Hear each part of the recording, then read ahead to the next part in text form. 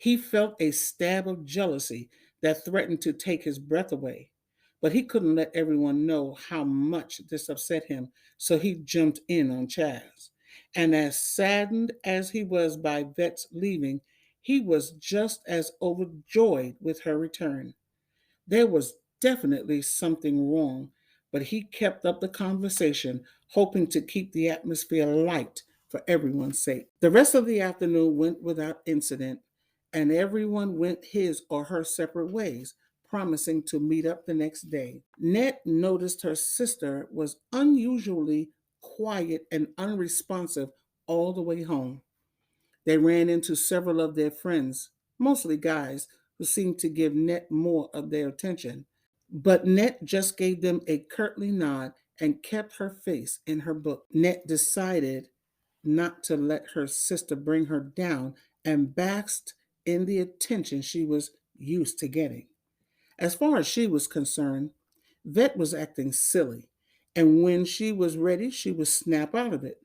In the meantime, there was nothing wrong with her, so whatever. When the girls arrived home, they found their mother sitting at the dining room table, surrounded by papers and a box of tissue, and they could tell she had been crying. She shushed them as they came in, signaling she was on an important call and needed for them to be silent.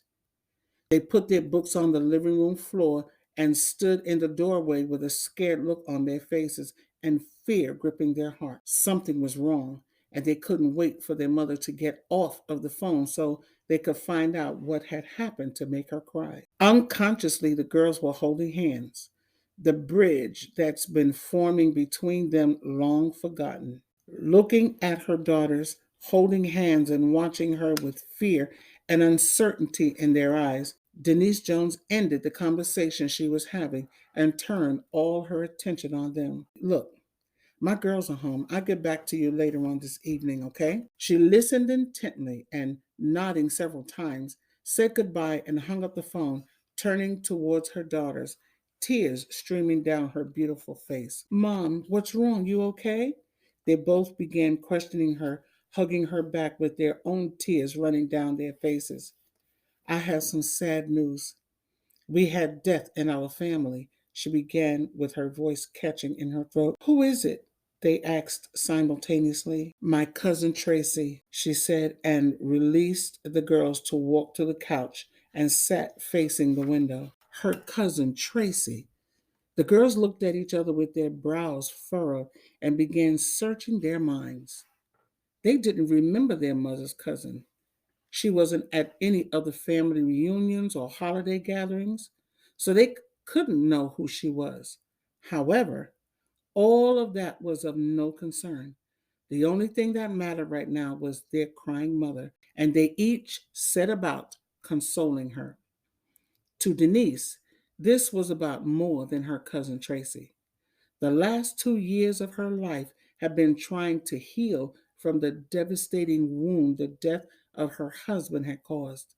Her parents had died the year before, and her husband had been her tower of strength. She knew that God was her true source of strength, but the physical presence of her husband had been a true blessing. When she learned that her husband, who was also her high school sweetheart, was going to die, it was almost too much for her to bear. She knew it was nothing but the grace of God and the prayers of her children, family, and the saints that helped her through it. But the last 2 years had been filled with silent tears, lonely nights, and millions of unanswered questions. The only things that seemed to give Denise any pleasure lately were her 3 children. Every day of her life, she thanked God for her babies. And as far as she was concerned, they would always be her babies, no matter how old they got. At 47, Denise was, by anyone's standards, a beautiful woman. Her medium chocolate complexion, oval shaped brown bedroom eyes, full pouty lips, and slightly pug nose brought her attention wherever she went. Being a little on the heavy side didn't stop her from looking utterly fabulous in her clothes, and dress she did.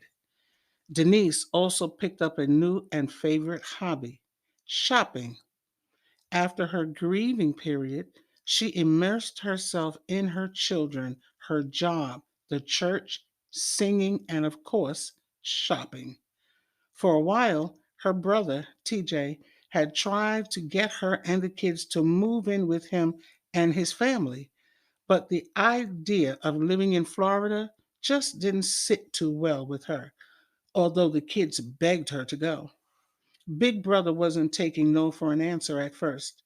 He felt it was his place to take care of her since mom and dad were gone and now her husband. But finally, she convinced him that she was fine, and just knowing he would be there for her was all she needed right now. Big Man, the nickname given to her brother for obvious reasons. He was 6 feet 7 inches tall and almost 300 pounds, was the one who called her with the bad news of their cousin's passing. He had kept the news to himself for a whole day before calling her, mainly because he had fought with all of their other relatives about the events surrounding Tracy's death and the arrangement for her funeral. He dreaded having to tell Denise about the funeral and put it off as long as he could. Denise loved her big brother with her whole heart, and she appreciated his concern for her. But she found herself beginning to resent his overprotectiveness. She was a big girl and was not going to start running from life. She resented the implication that she was running from life. She had been encouraged to do more with her life than just raise her kids and work. But Denise assured them she was fine and was grateful when the good intentioned meddling ceased. Pulling her mind back to the situation at hand, Denise turned to look at her daughters and decided to tell them the whole story. I know you don't understand your cousin since we weren't very close, but I'm sure you remember me mentioning my cousin from Texas abandoned by her white husband because his family didn't want anything to do with them, right? Well, she died in a car accident 2 months ago. She was my Aunt Flora's only child, and they didn't mix with the family too much, but she's still family. Since Aunt Flora's death, no one's heard from Tracy until now, that is. She preferred to keep to herself, saying she felt like we were judging her. We tried to let her know that she was still family no matter what, but she still kept her distance.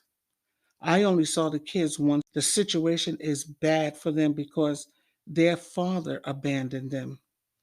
He and Tracy have been separated for the last 9 years, and he got remarried to a white woman. And since she doesn't want the kids, he decided to call my Aunt May. Aunt May had decided to handle the arrangements, but there's the issue with the kids. No one wants them to be put into foster care, but no one is anxious to step in and take them either.